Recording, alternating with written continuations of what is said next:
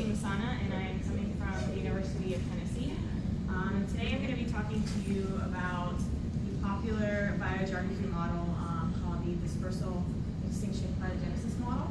And I would like to acknowledge my collaborators, Beaulieu, Matzke, and my graduate advisor, Brian O'Meara, because without them this work would not be to where it is today. So biogeography, when people are assessing historical biogeography of taxa, they're trying to infer the history of these taxa through time and space meaning, in this case, discrete ranges, which is what the GIF is supposed to be showing. So there are many different models in biogeography. I'm just showing 6 in this plot here. And so on the y-axis, there are the number of citations. So I just wanted to point out that this DEC model is still highly cited, having Google Scholar searched yesterday 441 citations so far. So it's still popularly used, and it's something that needs to be explored further if people are going to continue using it. So what does the DEC model, what does it need for input, and how does it do it? How does it assess historical biogeography of things? So you need a phylogeny of extant species and presence or absence data of discrete geographic ranges. And so these ranges evolve along branches in a phylogeny by dispersal or extinction. And so you have a transition rate matrix with probabilities thereof. And then by maximum likelihood, there are tip to root ancestral state reconstructions. And so to understand more the DEC model, let's think of an example of a lineage being in 2 states. So let's say one state is Australia, the other one is New Zealand. So you have a transition matrix, and so highlighted in red is the state AB for this lineage. And so you can gain a state to go from 2 to 3 states by dispersal. So you have dispersal going from A to C, or dispersal going from B to C. That's why there are 2 different dispersal values there. Or you can lose a state by extinction. And so you go from an A and B to B range to just A or B. So let's suppose then that the B range was lost. So you just have A. So you can disperse to going from 1 state to 2 states with 2 dispersal events going from A to AB or A to AC. And so what about if you have just 1 range and you go from 1 to 0 states? So in the original DEC model, you can do this by going into a null range. And so you go from 1 state to 0 states. So this figure here is from the original DEC paper, Reed and Smith, 2008. Dispersal is estimated, it's underestimated, but it's estimated fairly well compared to extinction. So we know now from this figure, based on simulation results, that extinction is most of the time estimated to be 0. And so we pose that this was mainly because there is the allowed transition to a null range, which is not theoretically observable. So we have this, and a model that is best fit by a null range would be one that has a lower extinction risk.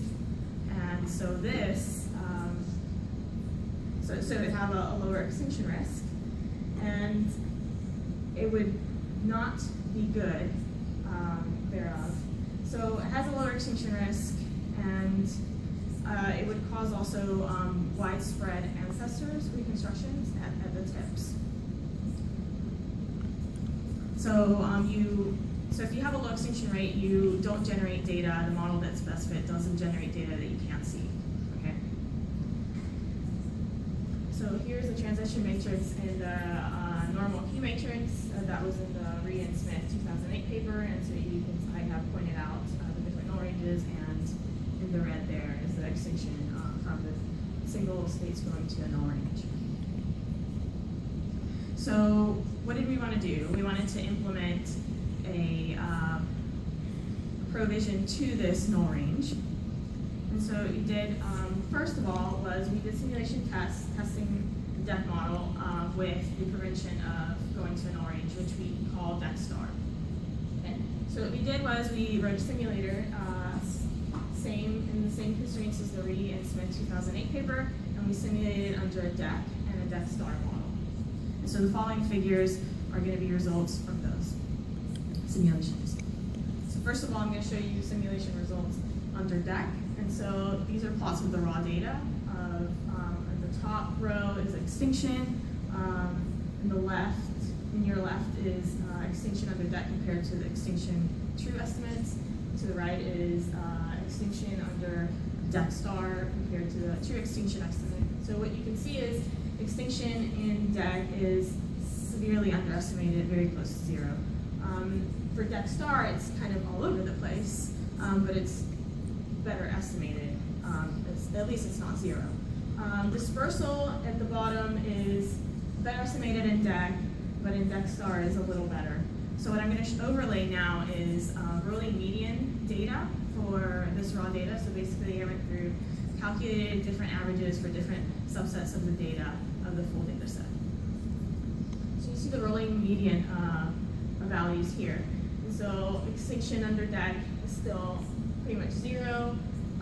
It's a little better in deck star. So this has implications on the central tendency. Okay, so on average, we're better estimating extinction, although with still a lot of variation on any given run.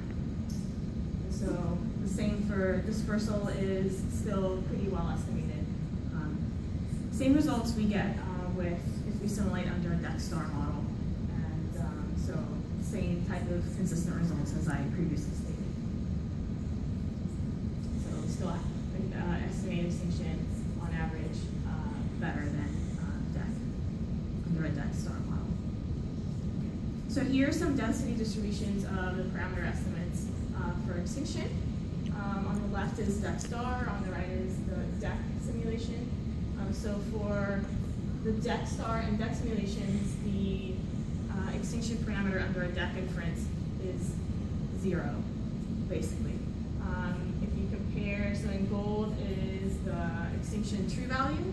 So if you compare that with the extinction under the deck star inference, it's more closely the same as contrastingly to the deck inference. So under dispersal, deck, in both the deck star and the deck simulation, the deck inference is better than extinction. It's at least not zero, right? And the true dispersal estimate, although deck star inference is better at getting the true dispersal estimate.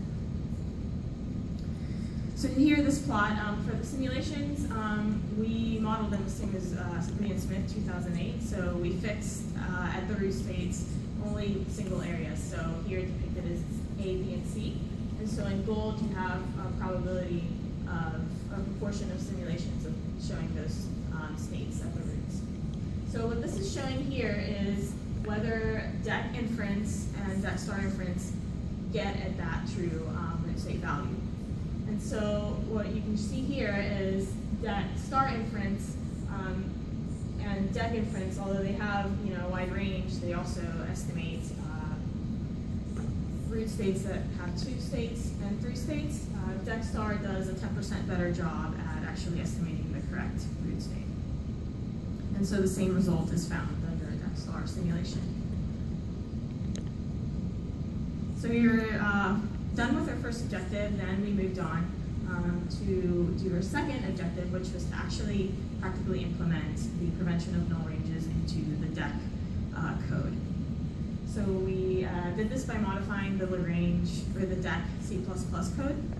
And when we did that, we compared this to 14 different empirical data sets, and we compared the deck versus the deck star model.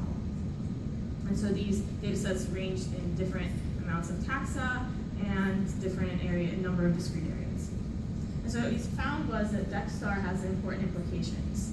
Okay, so in every single case, deck had improvement over deck star had improvement over deck, and the ancestral reconstructions were different and often not widespread because there was not that null state that was affecting that. And we also found that the DEC star model is more adequate with the empirical data sets.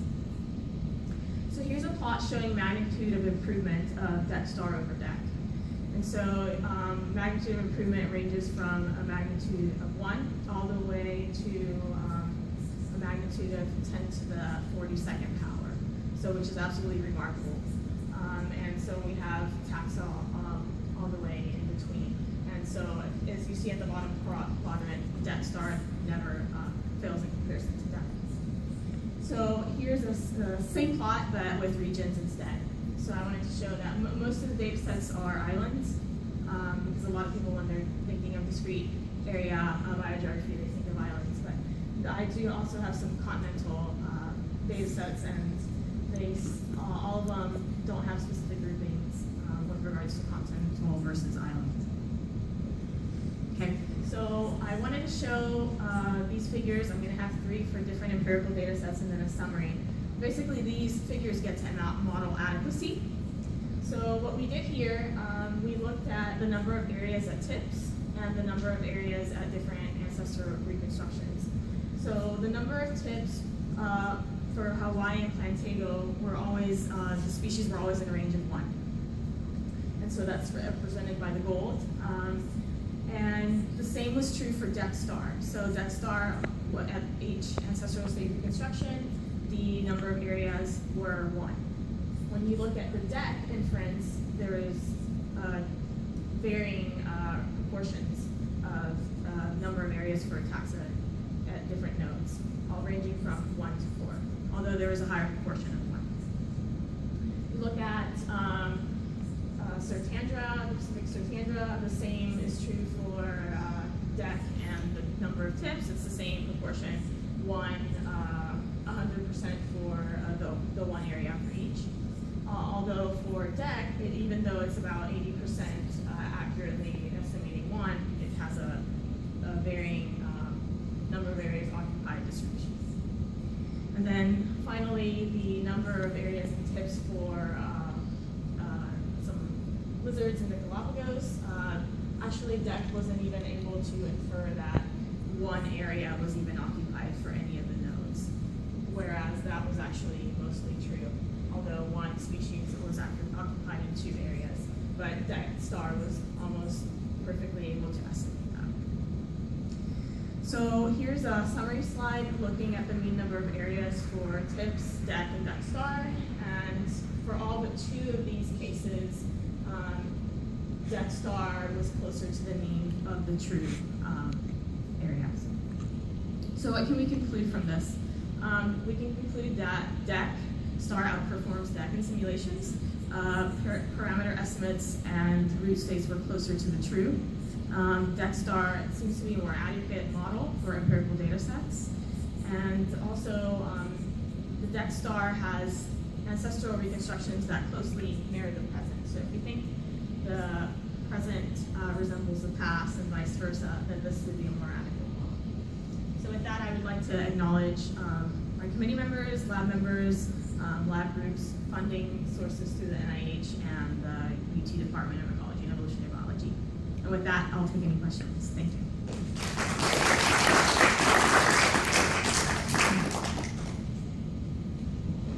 Do we have about a minute for questions?